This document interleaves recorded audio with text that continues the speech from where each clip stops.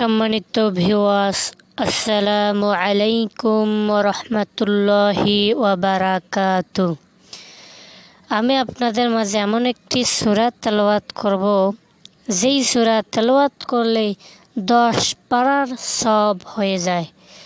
আল্লাহর নবী হাদিসের বর্ণনায় বলেছেন, কেউ যদি এই সূরা একবার পাঠ করে, কোরআনুল কারীম 3 ভাগ করে 1 ভাগ পড়ার সওয়াব হয়ে যায়। এর মানে 10 পড়ার সওয়াব ওই ব্যক্তির আমলনামায় পড়া জমা হয়ে যায়।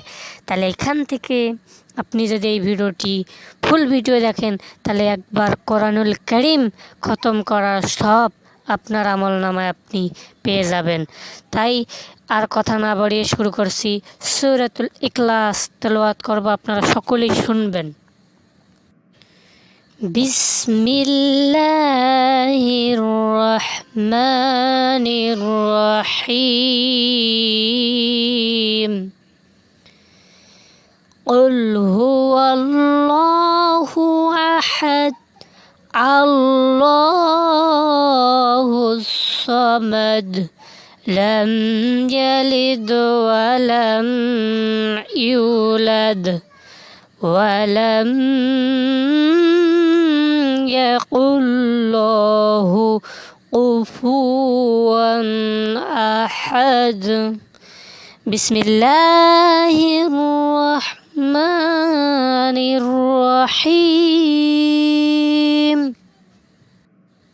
কুল হুয়াল্লাহু আহাদ, আল্লাহুস সামাদ, লাম ইয়ালিদ ওয়া লাম ইউলাদ ওয়া লাম ইয়াকুল লাহু কুফুয়ান আহাদ। বিসমিল্লাহির রহমানির রহিম।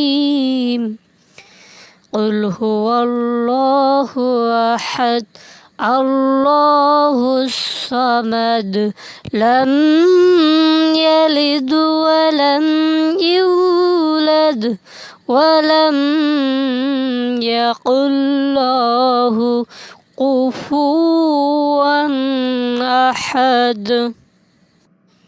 এই ভিডিওটি যারা সম্পূর্ণরূপে দেখেছেন, তারা অবশ্যই কোরআনুল কারীম একবার খতম করার সওয়াব পেয়েছেন। এজন্য যারা একবার কোরআনুল কারীম খতম করার সওয়াব পেলেন, তারা সকলে বলেন সুবহানাল্লাহ।